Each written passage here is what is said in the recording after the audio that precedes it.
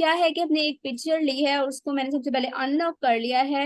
अब इस पर हम कोई भी ट्रीटमेंट अप्लाई कर सकते हैं, तो मैं चाह रही हूँ कोई टूल अप्लाई करना। ठीक है, वो टूल का नेम है डॉज टूल। उसके लिए मैं इसकी एक कॉपी ले लेती हूँ।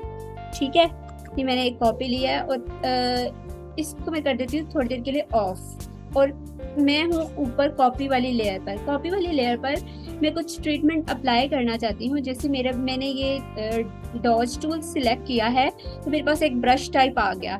अब जैसे ही इस ब्रश को मैंने सिलेक्ट किया, आपके पास यहाँ कुछ प्रॉपर्टीज हैं, आप देखिएगा कि ऊपर यहाँ पर आ गया जी ब्रश का साइज। ठीक है, ये ब्रश का साइज आप अपनी इमेज के हिसाब से इंक्रीज और डिक्रीज कर सकते हैं। कैसे? आपने ये स्लाइडर मूव करना है, जैसे आप स्लाइडर को मूव करेंगे वैसे ब्रश का साइज इंक्रीज और डिक्रीज हो जाएगा। अभी ये काफी छोटा है, तो मैं इसको लिमिटिंग का ना ये भी शो हो रहा है ऊपर टैब, तो उसकी वजह से थोड़ा मसला आ रहा है। काफी छोटा है, मैं इसे बढ़ा लेती हूँ। लेट्स सी कि हाँ इतना ठीक रहेगा, मुझे इतना साइज मुझे ठीक लग रहा है। उसके बाद एक चीज और होती है कि आप शेडोज पर अप्लाई करना चाह रहे हैं ब्रश, या आप मिड टोन्स पर करें या हाईलाइट्स पर। हम ऐसा करते हैं कि हम शेडोज पर अप्लाई करते हैं सबसे पहले। और तीसरी एक चीज होती है इसका एक्सपोयर। एक्सपोयर समझे कि एक ब्रश है और ब्रश की थिकनेस को एक्सपोयर बोलते हैं। मतलब अगर मैं इसे हार्ड कर लूँ, मैं इसे 50 पर ले जाऊँ, तो ये 53 चले, इतना कर लेते हैं। अब मेरे ब्रश की थिकनेस है ये एक्सपोयर। ओके, आपने क्या करना है कि हाईलाइट शेडोज है ना, शेडो वाला एरिया, जैसे ये इनकी पेंट है उस पर कुछ ये शेडो है यहाँ इस साइड पर, मैं शेडोज पर ये अप्लाई करती हूँ। तो देखिए कि करता क्या है, इसका मकसद होता है लाइटन करना, या जो भी शेडो वाला एरिया है उसको ये ग्लो कर देगा एकदम से। ठीक है, ये देखिए पेंट का जो कलर था ना, जो पहले था और जो अब है, उन दोनों में डिफरेंस है। मैं आपको ना यहाँ से लेयर ऑफ करके भी दिखा देती हूँ। हम ऐसा करते हैं कि ओरिजिनल लेयर ये थी और इस पर मैंने ये अभी जो काम किया, अब आपको ये थोड़ा सा आइडिया होगा, एक बार देखिएगा। ये ओरिजिनल है। बात सुने आप, आपकी आवाज बिल्कुल सही आ रही है, लेकिन आपका स्क्रीन बहुत स्लो चल रहा है। यस। हम्म अब इसका क्या हल बहुत है? लैग हो रहा है। अब इसका क्या हल है? इसका हल ये है कि आपको सुनना पड़ेगा। ठीक है, अच्छा।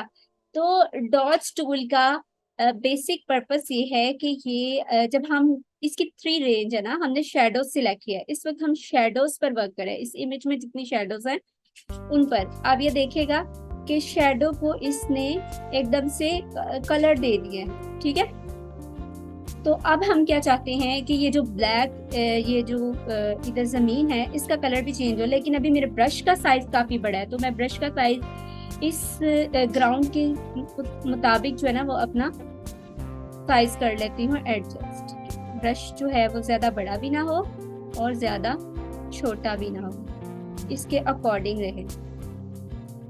आप कीबोर्ड से भी इसका साइज चेंज कर सकते हैं, मतलब कंट्रोल प्रेस करें और साथ स्क्वायर ब्रैकेट। ठीक है, अब ये मैं शेडोज पर वर्क कर रही हूँ इस तरह से। तो ये देखिएगा, ये थोड़ा सा इमेज रिस्टोर हो रहा है, इसकी शेडोज जो है वो लाइटन हो रही है। ठीक है, इस तरह से।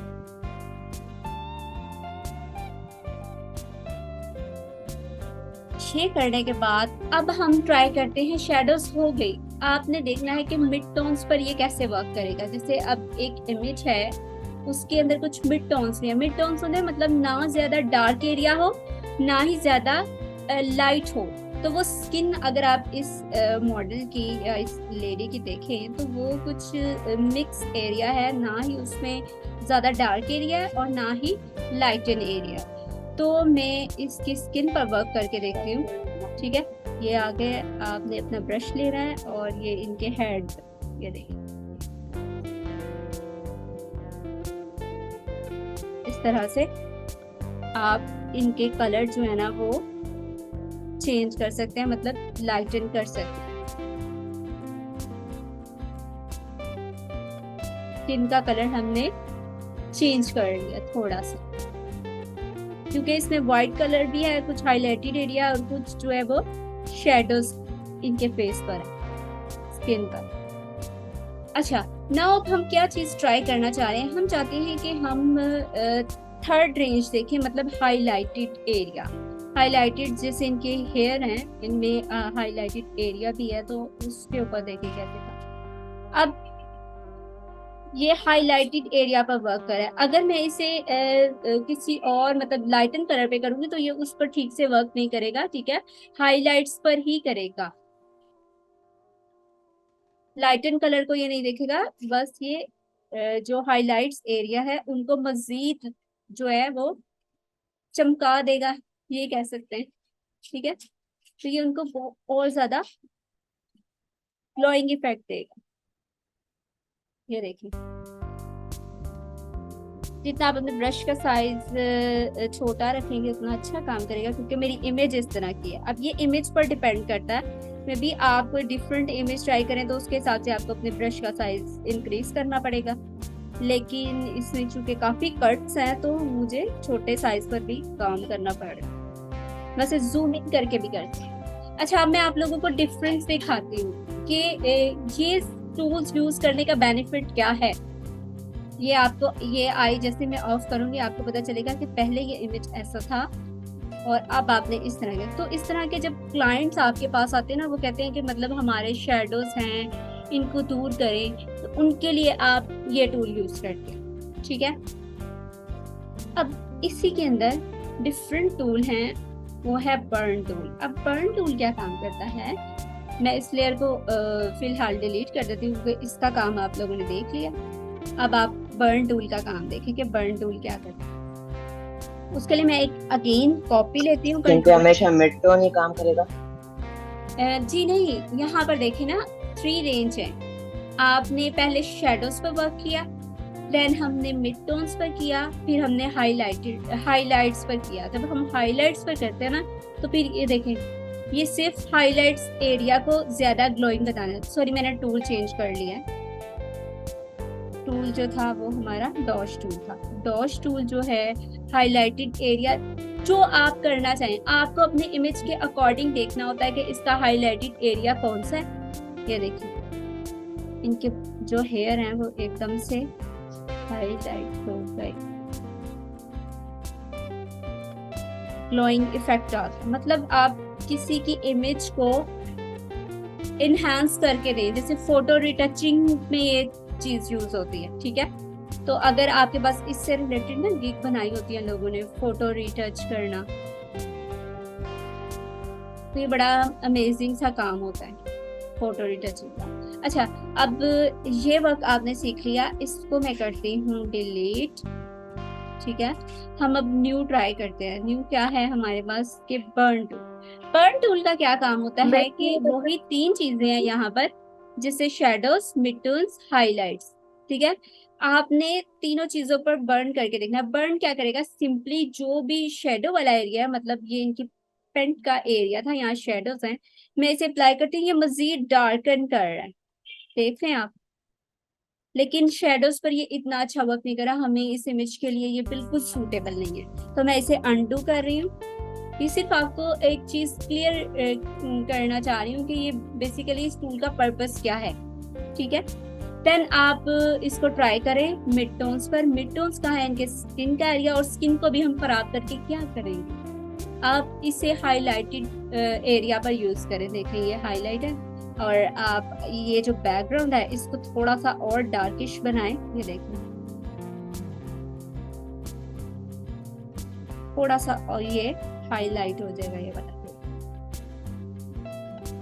उससे ये होगा कि जब आप बैकग्राउंड डार्क करेंगे ना, तो ये जो हमारी मेन ऑब्जेक्ट है, ये जो लेडी है, इनके ऊपर ज्यादा फोकस आएगा, ठीक है। वो पिंक कलर में हमको बैकग्राउंड ज्यादा ब्लैक है, डार्किश है, तो उससे क्या है कि इनको फोकस मिलेगा। तो मॉडल शूट्स आपने कभी देखे हो ना, तो उनमें इस तरह के ट्रीटमेंट्स अप्लाई होते हैं। ये मैंने नक्शी के लिए काम किया था, पाकिस्तान का क्लॉथिंग ब्रांड है, गुजरावाला में भी उनकी वो एक है फ्रेंचाइज। तो वहां पर इस तरह की ना इमेजेस पर, जो कैटलॉग में इमेजेस जाते हैं ना, वो इस तरह के ट्रीटमेंट्स करते हैं, ठीक है। तो ये बेसिकली ये वाला टूल था। अब नेक्स्ट टूल आपके पास है स्मज टूल, ठीक है मैम बात सुने। जी बोले। मैम ये वाला टूल ये जो बर्न टूल है, ये जरा दोबारा एक्सप्लेन करें। मेरी जो है मीटिंग थोड़ी सी लीव हो गई थी, तो चलो ठीक है, दोबारा ज्वाइन करते करते मैं बताती हूँ, सुने एमन, ये ज्यादा कोई मुश्किल नहीं है। सेम वही जैसे हमारा डॉज टूल होता है, इसमें भी 3 हमारे जो ना रेंज होती है, शेडोज पर काम करना चाहते हैं आप, मिड टोन्स पर या हाईलाइटेड एरिया पर। अब जो बर्न टूल है ना, बेसिकली ये होता है किसी इमेज की कोई भी एरिया को डार्कन करने के लिए।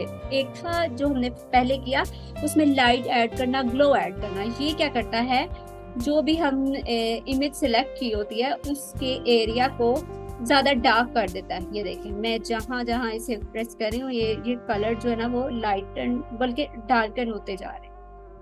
तो इससे क्या है कि बैकग्राउंड जो है ना वो उस पर थोड़ा इतना फोकस नहीं जा रहा, और ये जो लेडी है इन पर ज्यादा फोकस जा रहा है इस तरह की।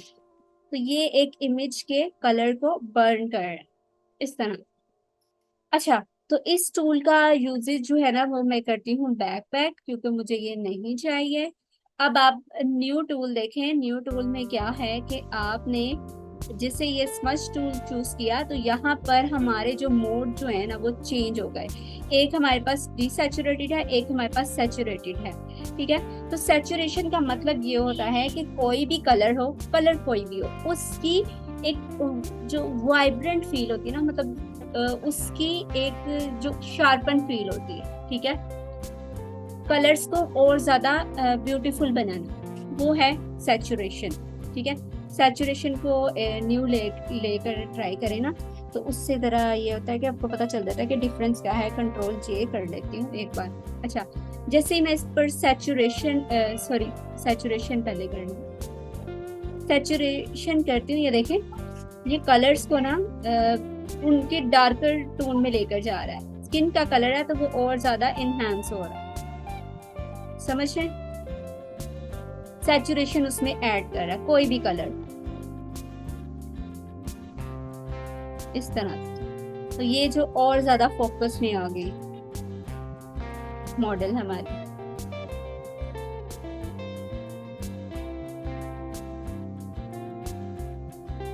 ये है dodge tool, sorry smudge tool. अब मैं आपको ये जरा ना एक बार ऑफ करके दिखाती हूँ। पहले ये था, आप अपनी इमेज देखकर हैरान हो जाते हैं कि ये तो मैंने क्लाइंट को इस तरह की दी थी और इसने कितना अच्छा काम किया है।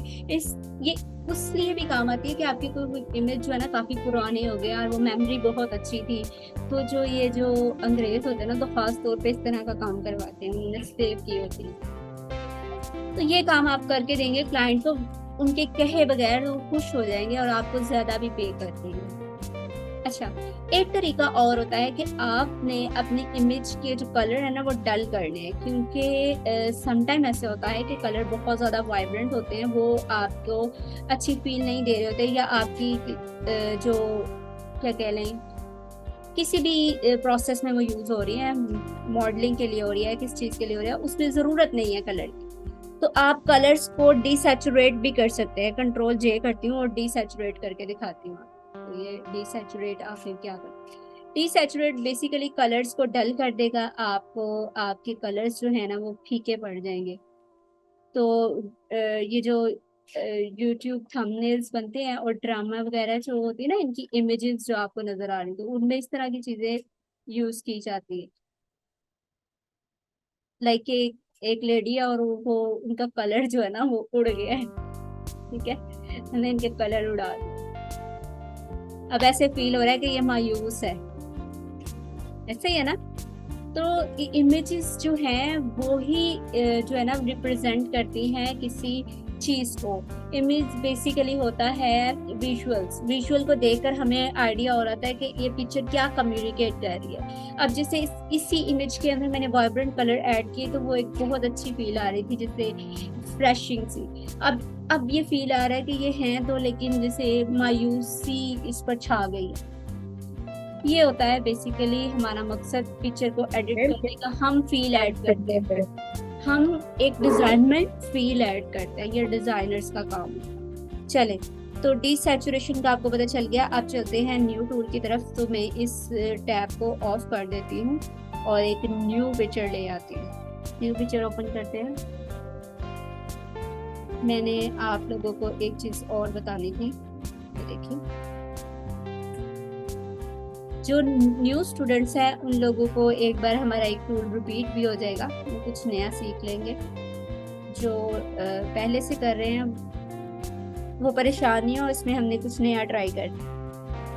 सॉरी, ये मेरी सिलेक्शन बाहर चले गई, मैं अगेन बनाती हूँ क्योंकि इससे हो सकता है कि हमारा जो कंटेंट है वो ठीक से फिल ना हो। लासो टूल लिया है आपने,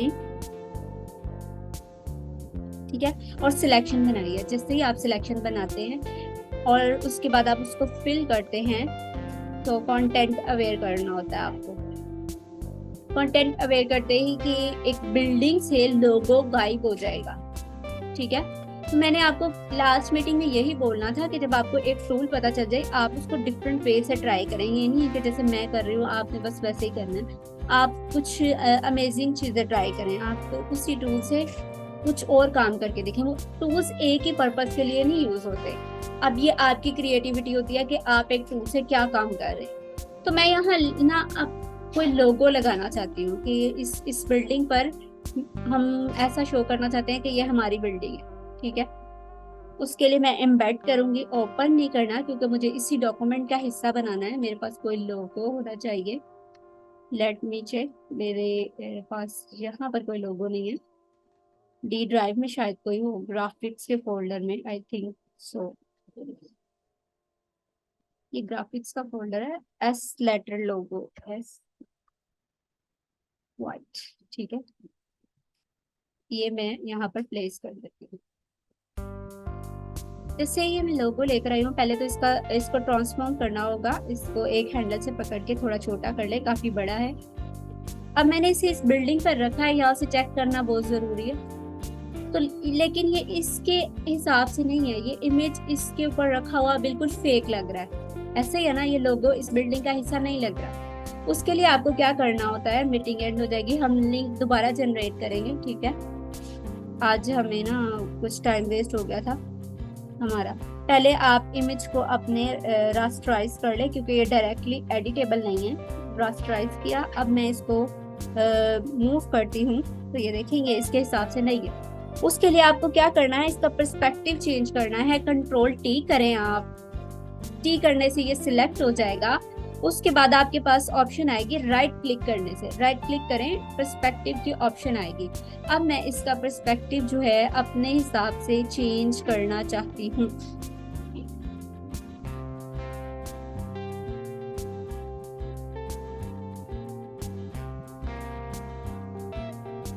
पहले आप इसको थोड़ा सा ट्रांसफॉर्म करें। पर्सपेक्टिव इसका चेंज हो रहा है लेकिन फिर भी इसको ट्रांसफॉर्मेशन की जरूरत है। कंट्रोल टी करें आप ऐसे, ठीक है। और अब आप इस पर पर्सपेक्टिव अप्लाई करें कि ये इसके हिसाब से फिट आ जाए। कंट्रोल टी इसे सिलेक्ट कर देगा, ठीक है।